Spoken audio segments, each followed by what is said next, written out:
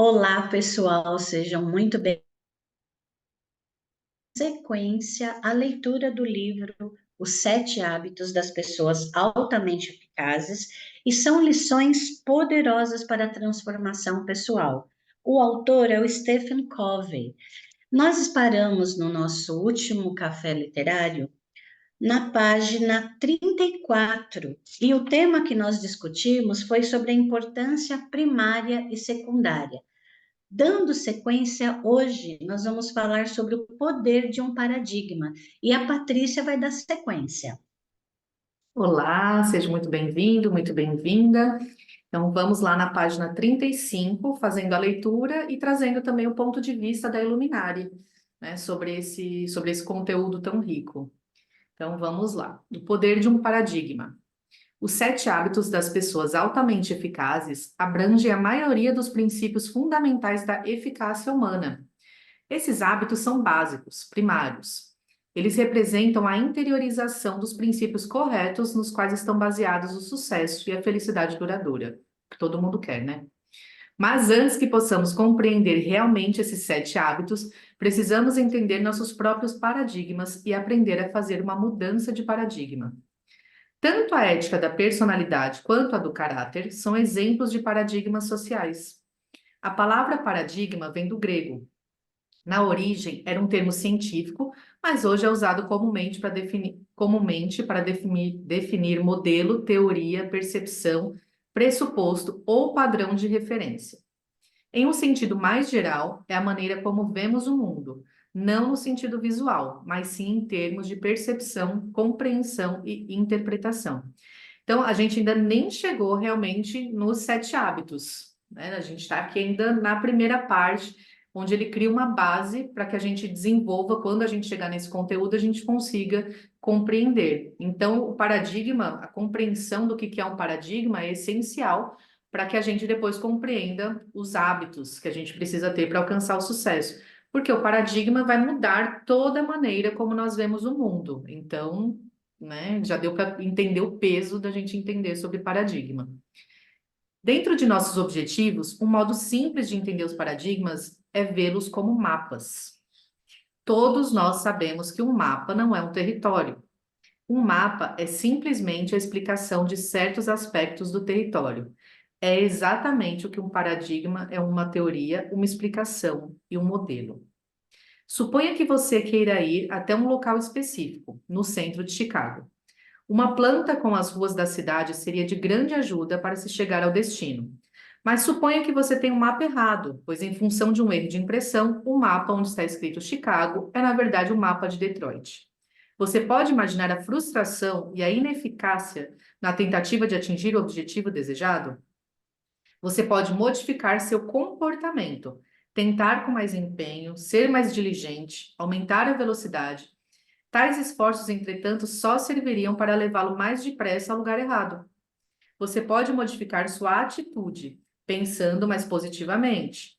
Mesmo assim, não chegará ao lugar certo, o que pode não fazer diferença. Se a atitude fosse mesmo positiva, você ficaria feliz onde quer que estivesse. De qualquer modo, ainda estaria perdido. O problema fundamental não tem nada a ver com seu comportamento ou com a sua atitude. Ele se resume na utilização do mapa errado. Se você tiver o mapa certo de Chicago, aí a diligência torna-se valiosa. E quando surgem os obstáculos frustrantes ao longo do caminho, então a atitude faz realmente a diferença. Contudo, a primeira e a mais importante exigência é a exatidão do mapa. Cada um de nós tem muitos e muitos mapas dentro de nossa cabeça, que podem ser divididos em duas categorias principais: mapas do modo como as coisas são, ou da realidade, e mapas do modo como as coisas deveriam ser, ou dos valores. Interpretamos todas as nossas experiências a partir desses mapas mentais. Raramente questionamos sua exatidão. Com frequência, nem percebemos que os utilizamos. Apenas assumimos que a maneira como vemos as coisas é do modo como elas realmente são ou deveriam ser. Assim, nossas atitudes e nossos comportamentos derivam dessas suposições. A maneira como vemos o mundo é a fonte do nosso jeito de pensar e agir. E não o contrário, que é o que comumente é falado, né? Mude o seu pensamento, pense positivo, tenha uma atitude mais positiva, veja o lado mais feliz das situações. E muitas vezes as pessoas seguem alguns gurus ou alguns ensinamentos e não chegam até aquele resultado. Fala, nossa, tá todo mundo conseguindo, né? Ah, então é só pensar positivo, tá todo mundo mudando a vida só pensando positivo. Por que que a minha vida não muda? E aqui ele traz uma resposta, que é a questão do mapa. Se você não tem um direcionamento correto, não adianta só você ter o comportamento e a atitude. O principal que vem antes é você ter o mapa correto de onde você quer chegar, para onde você vai. Quer complementar, Rê? Seu ponto de Quando vista? eu li novamente esse trecho, eu fiquei pensando por que que os resultados que a gente deseja, você se empenha, você se esforça, você deixa de fazer coisas pensando que você poderia chegar mais rápido naquele lugar, você compra, né, conteúdo, você vai pesquisar estratégias, você empreende esforços em recursos, novos recursos, e não chega no resultado que você desejava. Como você falou, se o mapa que vai dar todos os passos, ele for um mapa errado, ou um mapa, entre aspas, contaminado com visões, com interpretações de algum momento que você já teve, de alguém que já passou alguma informação para você, vai explicar por que você não chega no resultado. Então, quando eu penso em autoconhecimento, vem justamente me ajudar a pegar esse mapa, que ele é resultado de uma série de situações, pensamentos, e tá revisitando se ele é o mesmo mapa que eu preciso usar agora, no meu momento de agora, com a maturidade que eu tenho, com as novas experiências que eu ganhei, na reformulação de conceitos ao longo da minha vida. Então, assim, não dá para pegar aquele que eu já utilizei um dia no momento atual. Isso me ajudou a compreender por que que o meu resultado muitas vezes está igual num momento de vida diferente. Eu estou Uhum. usando o mesmo mapa. Então, se esse mapa ele não passar por uma readequação ou uma atualização, ou até assim, cancela o mapa. Vamos fazer um novo, porque novos momentos. Se eu partir desse princípio que eu estou em constante transformação e evolução, eu vou lembrar que eu preciso fazer uma atualização do mapa. Então, a possibilidade de eu atingir o resultado desejado potencialmente aumenta. Então, eu fico pensando, né? Se eu não estou chegando ao resultado desejado, é porque o mapa que eu estou utilizando está obsoleto. Ele não corresponde mais àquilo que eu desejo. Eu fiz até um post, Paty, falando sobre isso, porque É, me pegou muito essa análise. Você fala, meu, eu já estou com 58 anos, por que as coisas continuam, não estão como eu queria? Então, assim, Rê, vai olhar o seu mapa. Será que não tem atalhos? Será que você não está uhum. usando caminhos mais longos por um momento que eles poderiam ser abreviados? Isso me fez reavaliar algumas coisas que eu estou vivendo, o que eu estou pensando em fazer, já que eu quero um resultado diferente. Foi muito importante. Quando a Sim. gente leu, a gente discutiu, e quando me Uhum. fez refletir novamente, e isso que ele fala, né, Paty? Se você está com o mapa errado, não adianta você se empenhar. Ah, mas a minha atitude, eu estou com novos comportamentos, vai. Mas você está com o mapa errado. Então você está se empenhando, se esforçando, deixando de fazer uma coisa que você gosta, punindo, Sacrifícios. sacrifícios. Mas o mapa está errado. Ah, então vou mudar a atitude, vou mudar minha atitude. Ah, eu era mais negativa, vou me tornar mais positiva, vou mudar minha atitude. Mas o mapa está errado. O mapa está errado. Não adianta, né? Não Então, o adianta que que eu preciso nada, né? rever é o mapa. Então, e é uma coisa É, que parece, você fica lá degladiando. Ai, por que que não estou conseguindo? Vai ver o mapa. Vê o mapa. Vê o mapa. Foi muito bom para mim. Regina, você está vendo o mapa? Simples assim. Não é fácil, mas é simples, né? É, exatamente. E nos ajuda a não nos cobrarmos tanto. Não é que você está errada, mas você está utilizando o recurso que neste momento não corresponde ao seu estado atual. É isso. Exato, exato. Então tá, Ainda então o que mais que você quando ele precisa fala que nós fazer? temos duas categorias de mapas, né? Como as coisas são, que é a realidade, como as coisas deveriam ser, que são os nossos valores, como a gente gostaria.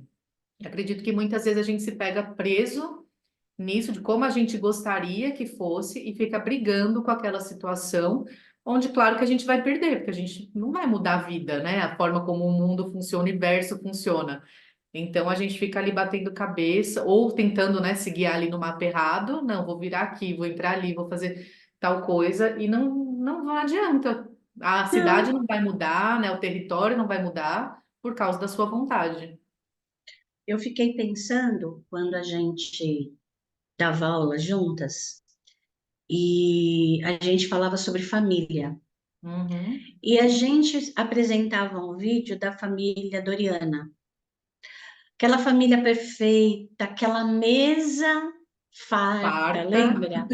E todo mundo, os filhos sorrindo, a esposa sorrindo, o Rodrigo Faro que fazia o pai a sogra sorrindo. chegando, todo mundo Ai, sorrindo, com o todo mundo sogro, com a sogra. contente, né? Feliz, Doriana, não sei o quê. E aí eu fiquei pensando, esses dias eu estava conversando com uma amiga e eu tive um insight. A gente não percebe que a gente cria um modelo ideal e a gente persegue esse modelo ideal. Só que quando você foi filho, você teve uma família com seus pais. Quando você forma a sua família, você não é mais aquela situação, é a mesma pessoa, você é a mesma pessoa. Só que aí você vem carregando aquele modelo ideal, por exemplo, o homem tem que ser provedor, a mulher, não sei o quê. E às vezes a coisa está funcionando na família de maneira diferente. E você está degladiando-se com o seu parceiro, de que, como assim? Como você não está fazendo isso? Por que que eu estou fazendo aquilo? Mas não é o mesmo modelo. A família ideal era para alguém. E aí você fica trazendo uma família ideal para você que não está alinhado com o que você acredita, inclusive. Aí você começa a brigar por um modelo que não é o seu. Você não construiu você esse modelo. Então, quando eu penso em mapa, olha que coisa maravilhosa você ter poder de mudar o mapa, de não precisar seguir aquele mapa que disseram um dia para você que era o certo. Você pode mudar o mapa. Então, quando eu penso, né, nesse livro, Sete Hábitos de Pessoas, você pode mudar, você pode criar novas perspectivas, considerando a percepção que você tem, claro, é o que você viveu, é o que E a você entendeu de certo realidade. e errado. E é uma realidade, é uma realidade. Só que hoje, se a gente for fazer um levantamento, nós não estamos mais vivendo aquela realidade, mas estamos com a mesma percepção. Então, o mapa aí, ele vem num convite, quando eu escuto aqui, você pode atualizar seu mapa, você pode encurtar caminho, você pode pôr outras coisas que no mapa da família ideal que você tinha, você não precisa Sim, carregar certas coisas para agora. Mas olha, me deu um alívio, porque eu fica mais ficava leve, sempre né? assim, tá errado, esse jeito que eu tô fazendo tá errado. Não é o esperado de quem? Das convenções, das Uhum. expectativas sociais, de que o homem é isso, a mulher é aquilo, deve ser feito desse jeito, deve fazer daquele jeito. Só que é um modelo que não funciona para você. E aí você vai fazer o quê? Você vai passar uma vida usando um mapa de algo que não corresponde mais ao seu modelo e você quer ter resultados diferentes. Aí é complicado, né? Exato. Então, Até foi porque quando a muito gente está com o mapa importante. errado, aqui, né, ele fala que nós assumimos que a maneira como vemos as coisas é o modo como elas realmente são ou deveriam ser. Então a gente assume que aquele mapa é lei. né? Então, todo mundo tem que seguir aquele mesmo mapa E seu, né? Que você carrega, que você construiu, enfim, né? Que em algum momento da vida você assumiu como verdade. Então, é como se você fosse o ponto de referência do mundo e todas as pessoas tivessem que seguir aquilo que você pensa. É muito egocêntrico, né? Esse pensamento. É muito é, assim, eu sou o centro do universo e todo mundo tem que se igualar, tem que se equiparar da forma como eu penso. Não faz nem imagine, sentido. não é? Imagine quanto estresse, quanto peso a gente vai carregar, porque a gente quer que todo mundo siga o mesmo mapa. Sim. E a gente, quando faz isso, a gente deixa de olhar os mapas dos outros. E a partir do conjunto do mapa, meu, com o teu, com da outra pessoa, a gente pode formar um mapa muito mais coerente, muito mais Sim. produtivo e que vai funcionar muito mais para, por exemplo, uma parceria. Não, porque eu Uhum. tive uma experiência no passado X, claro que eu vou trazer essa experiência para a minha atual, mas eu não vou considerar aquela experiência como a única forma. Pode Sim. existir outras maneiras. É libertador, é É, libertador. Porque com você não se certeza. culpa mais, não se critica. Nossa, é libertador. Eu fico imaginando a gente levando isso, Paty, para o nosso trabalho efetivo, sabe? Levar esse conceito de que é seu, não é o meu, mas pode existir o nosso para este momento, para esta área. Não quer dizer que eu vou pegar o mesmo e usar em tudo quanto for lugar. Exato. Até porque nas relações cada um vem com seu mapa, né? Exatamente, exatamente. Inclusive, o nosso e-book que a gente desenvolveu, que a gente está falando sobre o nosso negócio, competências, qual é, Paty, o fundo da ilustração? É um Ah, é mapa, verdade. É verdade. é um Faz todo mapa, sentido. né? É Bom, verdade. então vamos prosseguir. Nós estamos ainda na página 36 e eu vou dar sequência à nossa discussão, né? Então, antes de prosseguir na nossa discussão, gostaria de convidá-lo para uma experiência intelectual e emocional. Então, eu queria passar para vocês que nós vamos apresentar duas imagens que aparecem no livro e nós vamos anexar essas imagens nos comentários, para quando vocês estiverem acompanhando a leitura, vocês possam olhar a imagem e também trabalhar as percepções de vocês. Então, eu vou apresentar um desenho que está na página 38 do nosso livro, que é esse desenho aqui, ó. Peraí. Ai, Acho que eu Pati. consigo aqui, ó, 38. É, isso. Então, vocês estão vendo esse desenho? Quando vocês olham esse desenho, vocês veem alguma figura, alguma imagem que é resultado do que você experienciou na sua vida. Então, olhou aqui. Agora, eu vou mostrar o segundo desenho para vocês, que é da página 39, é o desenho 2. Aí que você, ao olhar esse desenho, você pudesse descrever o que você está vendo. Aí vem algumas perguntas que o livro traz. Você vê uma mulher no segundo desenho? Em sua opinião, qual é a idade dela? O que você diria de sua aparência? O que ela está vestindo? Em que tipo de papéis você a vê? Então, provavelmente você dirá que a mulher do desenho 2, mostra o desenho 2 de novo, por gentileza, Paty. Do desenho 2, então aqui, ó, provavelmente você dirá que ela tem 25 anos de idade, que ela é bonita, ela veste-se bem, tem um narizinho pequeno e encantador. Se você for solteiro, talvez até queira sair com ela. Se trabalhar com moda, dirá que ela seria uma boa modelo. Mas, como eu pedi para você olhar com detalhe, e se eu dissesse que esta descrição que você fez está totalmente errada? E se eu dissesse que esse desenho é uma mulher na faixa etária de 60 ou 70 anos de idade, que ela está com um ar triste, tem um nariz imenso e totalmente inadequada para uma modelo? Que ela é alguém que ela é alguém a quem se oferece ajuda na hora de atravessar a rua. E aí? Quem tem razão? Se você olhar novamente o desenho, consegue ver uma velha agora? Então, mostra o desenho para gente de novo, Paty. Desenho O 2, segundo né? desenho. Então, ó, quando eu olhei a primeira vez, vi uma mulher jovem, o narizinho pequeno, bem vestida, na moda, mas não é exatamente isso que eu esteja vendo. Estou vendo uma mulher idosa, de 60, 70 anos, com um nariz contrário ao Sim. narizinho pequeno que eu tinha visto, é um narigão, ela tem um queixo pontudo e ela está tudo, menos na moda, né? Então, quem tem razão? A primeira imagem que eu vi de uma moça bonita, uma moça jovem, uma moça bela, uma moça que se cuida, que trabalharia até com moda. Ou aí essa moça, ou eu consigo agora ver a velha? Se eu não conseguir ver a velha, eu preciso continuar tentando. Você viu o nariz grande? Você viu que ela está com chale? Se você e eu estivéssemos conversando face a face, poderíamos discutir o desenho.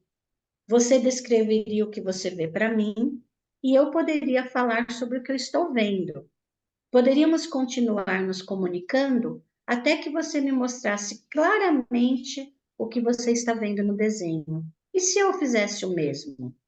Uma vez que não podemos fazer isso, porque até poderíamos, né? Eu e a Paty poderíamos, É. mas nós e vocês não seria possível nesse momento. E se vocês olhassem, então, o desenho número 3, que está lá na página 61 e que nós também vamos colocar anexado aqui para vocês.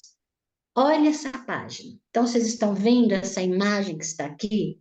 Agora, olhe de novo da página 61. Esse é o da página 61, Esse é da Paty? 61. Agora vai lá na página 39 e mostra o desenho número 2. Será que agora você está vendo a velha? É importante que você a veja antes de prosseguir a leitura. E quando nós, Pati, lembra quando a gente deu essa atividade, quando nós estávamos com jovens e Uhum. pessoas dando aula? Que eles olhavam a imagem, uns só conseguiam ver a moça, Só. outros não viam a moça, viu o quê? A E pronto, velha. né? E por mais que a gente falasse, tem uma pessoa aqui, eles falavam, não consigo ver. Isso pode Exatamente. acontecer, né? Por que Uhum. será que isso acontece? Por que você acha, Paty, que a gente pode olhar a mesma figura, eu ver somente uma imagem, você ver outra imagem, e tem pessoas que vê as duas imagens. Por que você acha que isso acontece, Paty? Porque eu acho que quem consegue só ver uma imagem, eu acredito que é porque se fixa nisso.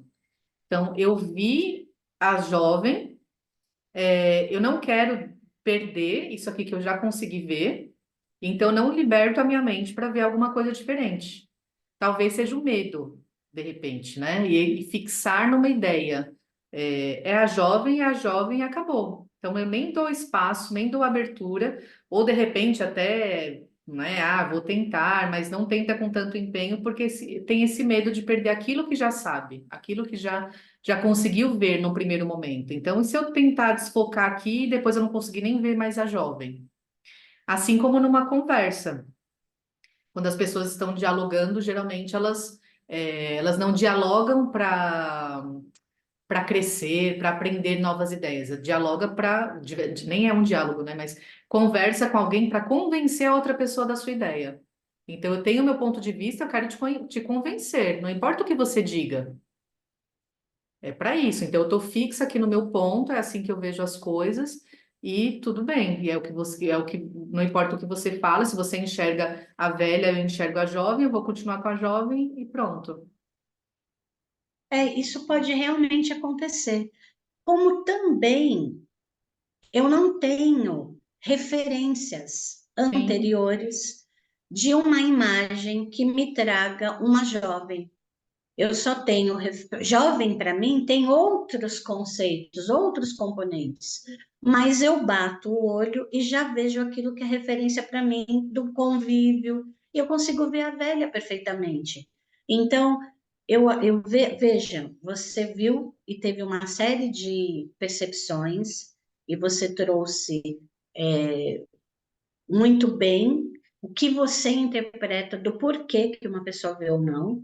E a gente também pode, partindo disso, o porquê que essa pessoa está olhando só isso, por que que ela não está Uhum. se abrindo?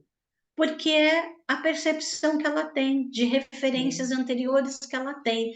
Se ela tiver uma visão de que velho é de um jeito, por mais que você mostre a imagem, ela não consegue ver a velha, porque ela tem uma outra referência. Agora, estou aberto para o novo, para a novidade, para a mudança. E vou abrir a minha mente, meu coração, meus olhos, meus ouvidos para te ouvir e acompanhando o que você vai me falando. Ó, tem um nariz aqui, um queixo pontudo aqui. Nossa, então eu me permito olhar além daquilo que eu via. Então, Uhum. paradigma é uma coisa que é ali, ó, é isso aqui, é o padrão que eu vejo.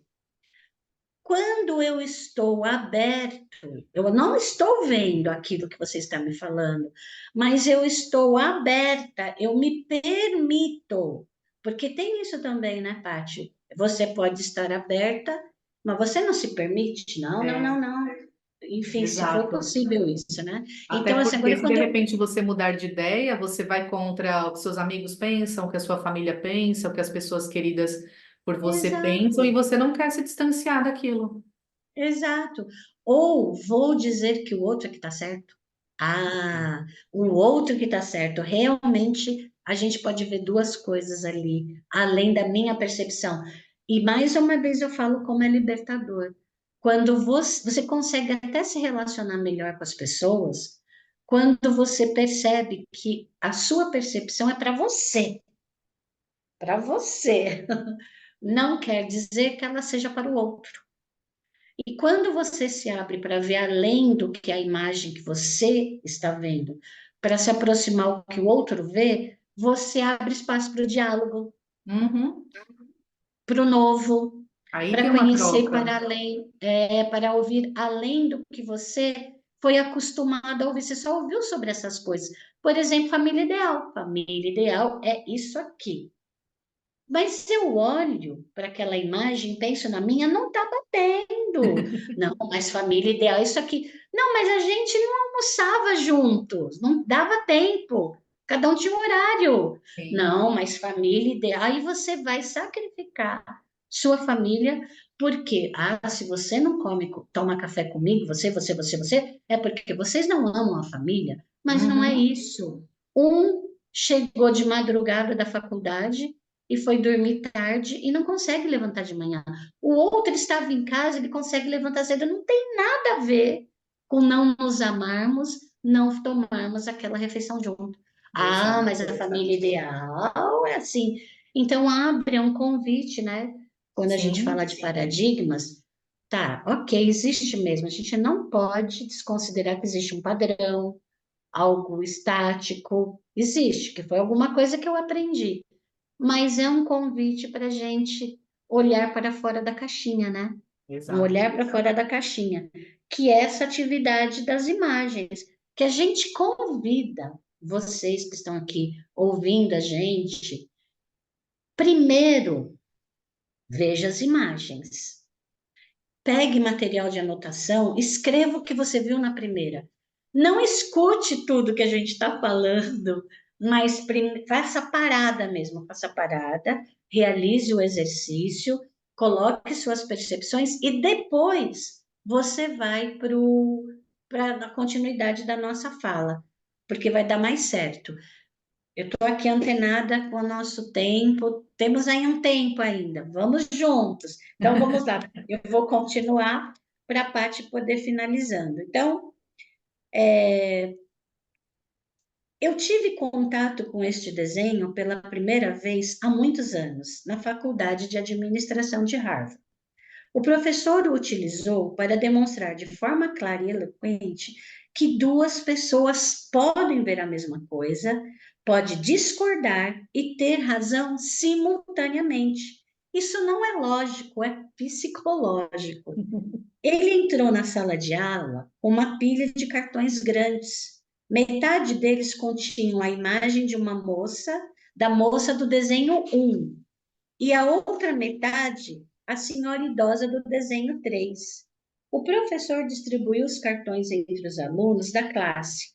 O desenho da moça coube a um lado da sala e o da velha ao outro. Ele nos pediu que olhássemos para os cartões, permanecendo concentrados neles por cerca de 10 segundos, devolvendo-os em seguida. Depois disso, ele projetou em uma tela o desenho 2, combinando as duas imagens. Aí pediu à classe para descrever o que via. Praticamente todas as pessoas da sala que viram a moça no cartão a identificaram na imagem projetada. E praticamente todos os que viram a velha no cartão a identificaram na projeção. Então, vejam, conhecimentos anteriores, quando você vivencia, você traz eles naquele momento. O professor, então, pediu a um estudante que explicasse o que estava vendo para um estudante do outro lado da sala. Enquanto eles conversavam, os problemas de comunicação apareceram. Como assim uma velha? Ela deve ter uns 20 ou 22 anos. Ei, espere aí, você está brincando. Ela tem mais de 70 e deve estar beirando os 80. Puxa, você ficou cego? Tem algum problema? Essa é uma mulher jovem, de boa aparência. Gostaria de sair com ela. Ela é linda. Aí aparece, né? As duas imagens no livro.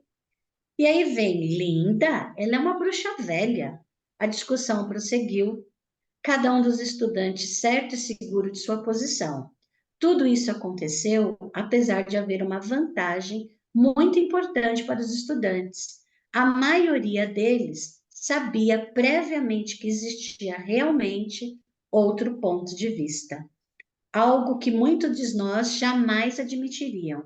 Mesmo assim, no início, poucos estudantes tentaram ver o desenho a partir de outra perspectiva, que é o que você falou, Paty. Nem se preocupou em ver além Sim. daquilo que estava vendo. Depois de alguns instantes de comunicação inútil, um estudante foi até a tela, apontou para uma linha do desenho, eis aqui o colar da moça. Não, isso é a boca da velha. Gradualmente, eles começaram a discutir com mais calma os pontos discrepantes e, finalmente, um estudante, depois outro, os reconheceram ao conseguir focalizar as duas imagens. Graças ao diálogo calmo, respeitoso e objetivo, Uhum. cada um dos presentes foi finalmente capaz de entender o ponto de vista do outro. Mas quando olhávamos para o outro lado e depois para o desenho projetado na tela, a maioria via imediatamente a imagem que havia sido condicionada a ver nos 10 segundos iniciais de observação. Aí, Paty, você avalia, talvez a gente pare aqui, ou você crê que a gente consegue prosseguir até o finalzinho? Eu acredito que sim, porque aqui agora ele vai fazer só o fechamento, né? Então ele Então continua. vamos lá. Utilizo com frequência esta demonstração de percepção quando estou trabalhando com pessoas e instituições, porque ela fornece elementos profundos para a compreensão tanto da eficácia pessoal como da interpessoal. Ela mostra, antes de tudo, o quanto a nossa percepção pode ser profundamente condicionada aos nossos paradigmas. Se 10 segundos podem ter tal impacto em nossa maneira de perceber o mundo à nossa volta, o que dizer dos condicionamentos que duram a vida inteira? As influências em nossas vidas, família, escola, religião, ambiente de trabalho, amigos, colegas e paradigmas sociais em vigor, como a ética da personalidade, foram responsáveis por um impacto inconsciente e silencioso em nossas mentes, ajudando a formar nossos quadros de referências, nossos paradigmas, nossos mapas. Podemos concluir também que esses paradigmas são a nossa fonte de atitudes e comportamentos. Não podemos agir com integridade fora deles. Simplesmente não temos como manter a coerência se falamos e agimos em discordância com aquilo que vemos. Se você faz parte dos 90% típicos que vem a moça no desenho completo, quando condicionamos a fazê-lo, indubitavelmente sentirá dificuldade em se imaginar ajudando a atravessar a rua. Tanto sua atitude quanto seu comportamento em relação a ela precisam ser coerentes com seu modo de olhar para ela, que é a coerência, né? Agir de acordo com aquilo que a gente pensa e aquilo que a gente sente. Isso nos leva a um dos defeitos básicos da ética da personalidade. Tentar modificar as atitudes e os comportamentos exteriores não adianta muito a longo prazo se deixarmos de examinar os paradigmas básicos a partir dos quais essas atitudes e esses comportamentos são gerados, são os mapas, né? A demonstração da percepção também revela a intensidade com que nossos paradigmas interferem no modo como interagimos com outra pessoa. Pensamos que vemos os fatos clara e objetivamente, e depois nos damos conta de que os outros os veem diferentemente, porém, de modo aparentemente tão claro e objetivo como o nosso. O que vemos depende de onde estamos. É aquilo de cada um ter o seu próprio mapa, né? Então, cada um de nós tem tendência para pensar que vê as coisas como elas são, que somos objetivos. Mas não é bem assim. Vemos o mundo não como ele é, mas como nós somos, ou seja, como fomos condicionados a vê-lo. Quando abrimos a boca para descrever o que vemos, na verdade descrevemos a nós mesmos, nossas percepções, nossos paradigmas. Quando as outras pessoas discordam de nós, imediatamente achamos que há algo de errado com elas. No entanto, como exemplificado pela demonstração, pessoas sinceras, com mentes claras, podem ver o mundo de modo diferente, cada uma delas olhando através das lentes específicas de sua própria experiência. Isso não quer dizer que os fatos não existem. Nessa demonstração, dois indivíduos que inicialmente foram influenciados por desenhos condicionantes distintos olham juntos para um terceiro desenho. Ambos estão observando os mesmos fatos, linhas pretas e os espaços brancos, e ambos os reconhecem como tal. Mas a interpretação de cada pessoa a esses fatos revela experiências anteriores, e os fatos não possuem significado algum quando separados da interpretação dada por eles. Quanto mais nos conscientizamos de nossos paradigmas, mapas ou pressupostos básicos e do quanto somos influenciados por nossas experiências, mais responsabilidade podemos assumir por esses paradigmas, mais podemos examiná-los, testá-los, em confronto com a realidade, ouvir a opinião dos outros e nos abrir para as percepções deles, obtendo desse modo um quadro mais amplo e uma visão mais objetiva. Então, fica aí o convite da Iluminari para que você reveja seu mapa, reveja seus paradigmas, tente pensar em alguma situação que você está ali batendo de frente, segurando a conceitos ultrapassados e que não estão te ajudando nesse novo estágio da sua vida, da sua caminhada. E também como que você pode se abrir para o novo. Então, durante uma conversa, durante um podcast, um filme, um vídeo, que tenham opiniões diferentes da sua, reflita se você realmente não pode parar para pensar, se o outro não tem razão, porque aqui, como foi falado, né, duas pessoas podem olhar para o mesmo fato, verem de forma diferente e as duas pessoas estarem certas. Certo, Rio? Tá ótimo, então, ótimo. Então, muito obrigada pela presença de vocês mais uma vez. E nós nos encontramos no próximo café literário a respeito do livro Os Sete Hábitos das Pessoas Altamente Eficazes. Até a próxima. Tchau, Paty. Tchau, Rio.